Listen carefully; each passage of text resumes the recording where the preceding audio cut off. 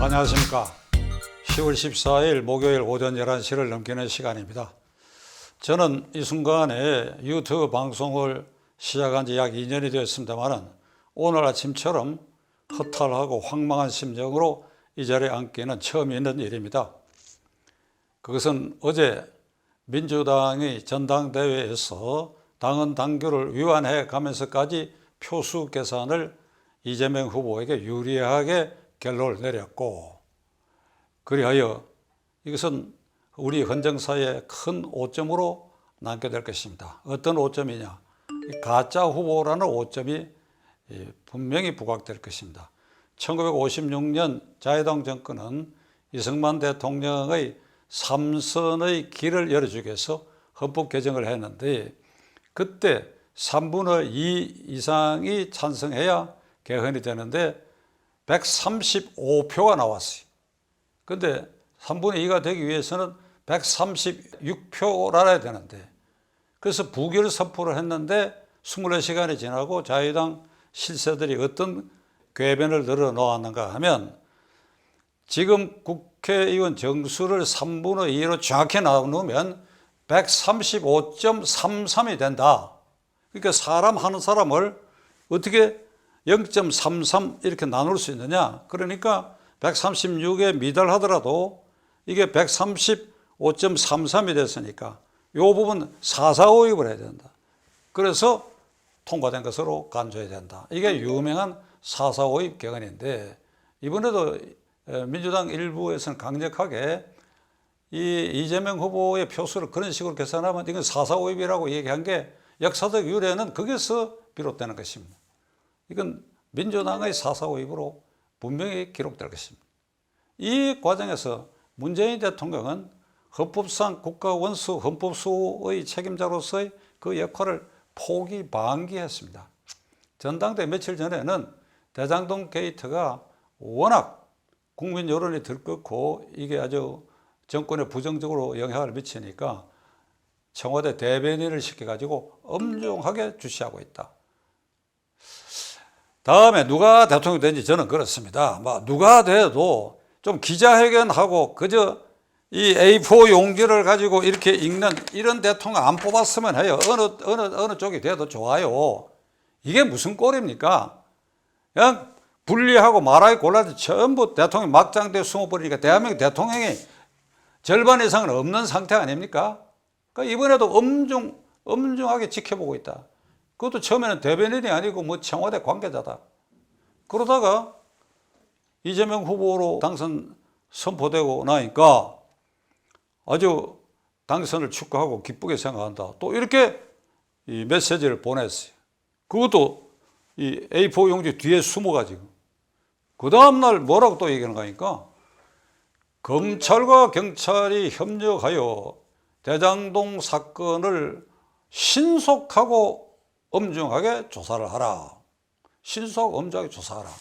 그러니까 문재인 대통령 이 흐름을 보면 양다리를 건쳤어. 처음은 이낙연 쪽, 그러다가 이재명이가 되니까 이걸 불리하게 해서는 안 되겠다 싶어서 이렇게 축하 보내고, 그 다음에 엄중 수사를 검찰, 경찰이 엄중 수사를 해라.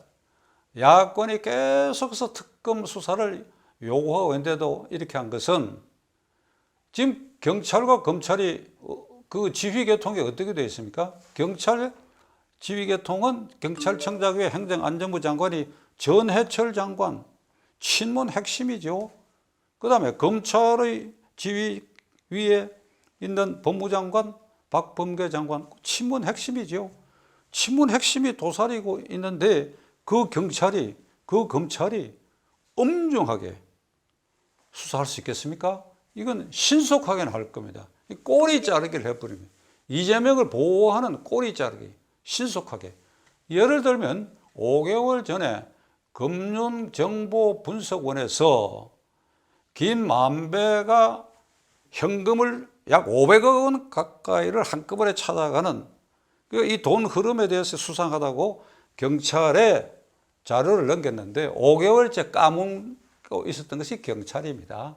그리고 핸드폰을 유동규가 압수수색 하던 날 밖에 버렸다고 하는 걸 경찰이 찾았다고 그래요. 그 찾았다 그러면서 이게 검찰과 협력하여 수사에 도움이 되겠다 하는데 이 순간까지 그 핸드폰의 출처 포렌식으로 이걸 열어서 추적해서 그 내용을 전부 조사하고 있다는 흔적이 지금 나오고 있지 않습니다. 이것도 지금 계속 깔아뭉개고 있는 상황입니다. 그러니까 오늘 김만배라는 자를 오늘 영장 실질 심사가 아마 이 시간에 이루어질 텐데 그 구속 선상에서 이걸 아예 덮어버릴 거 아니냐, 조기 종결 처분할 거 아니냐.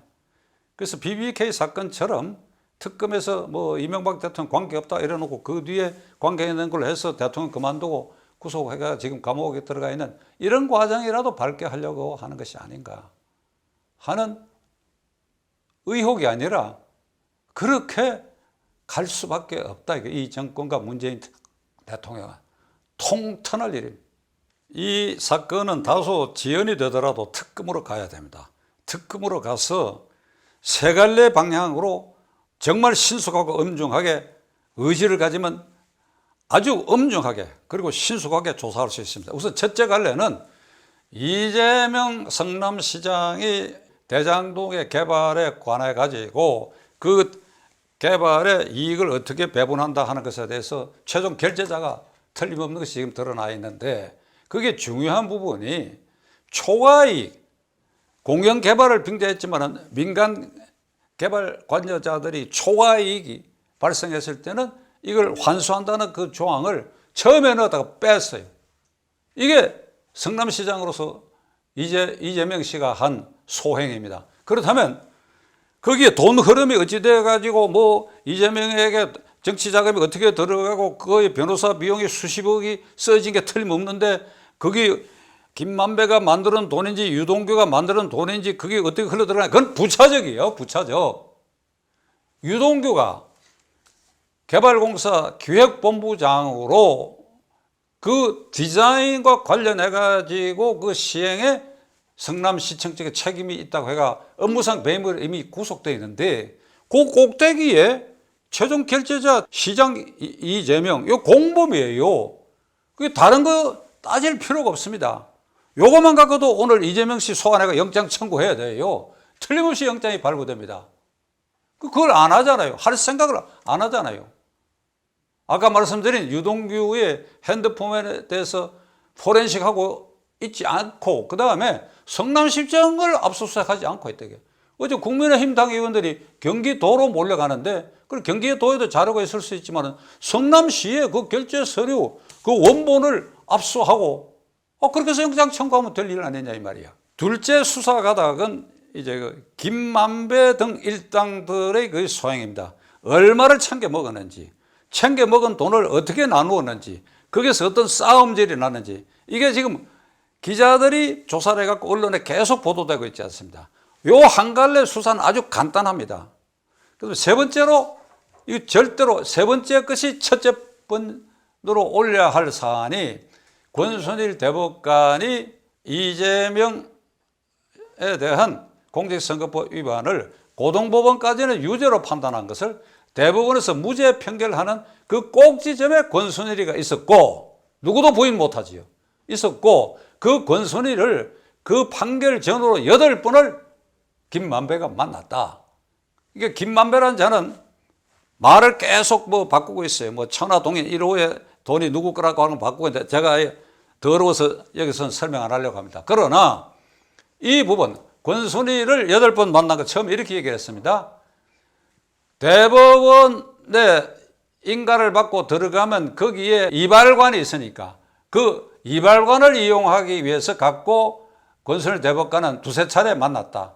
이렇게 얘기를 하다가 그 법원행정처장이 국회에서 이발관을 사용하기 위해서 그 군내에 들어올 수는 없다.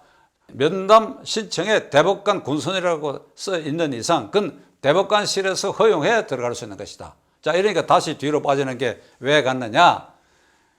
무슨 민사사건의 자문을 구하러 갔다. 그러니까 이게 말이 자꾸 바뀌어요. 시청자 여러분, 혐의자가 상식을 벗어난 말을 자꾸 바꿀 때는 그걸 자백하는 걸로 봐야 됩니다. 진실 하나를 덮기 위해서 말을 자꾸 바꿀 때는 이게 자백이 되게.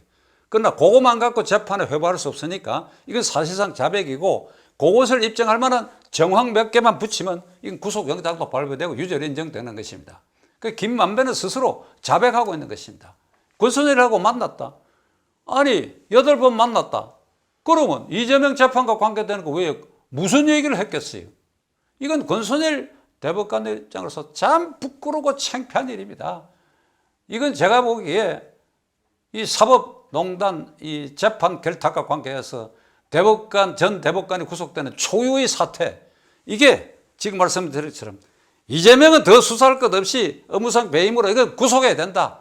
둘째로 이 김만배 등 일당들이 분탕질 해갖고 거기에 부스러기 돈 먹으려고 달려든 놈들 여기까지 전부 소탕해버려야 된다. 셋째로 권순일 형사처벌 대상에 올려가지고 이것도 영장 청구해야 된다. 이게 특검 아니면 이 세 갈래 것을 이렇게 신속히 할 수가 없다. 시청자 여러분, 오늘 아침에 화도에 대해서는 이 정도 제가 매듭을 짓고, 우리나라가 이 민주공화국이지요. 헌법의 1조에 대한민국은 민주공화국이다. 공화국. 전제 군주제가 아니다. 그지? 북한처럼 김시성 3대가 세습 황제 체제, 즉 공화정이 아니다. 근데 조선민주주의 인민공화국이라고 그래. 이게 참 기가 찰 노릇인데. 우리는 공화국이고 자유민주주의를 질서를 지키는 그 헌법 체제에 되어 있습니다.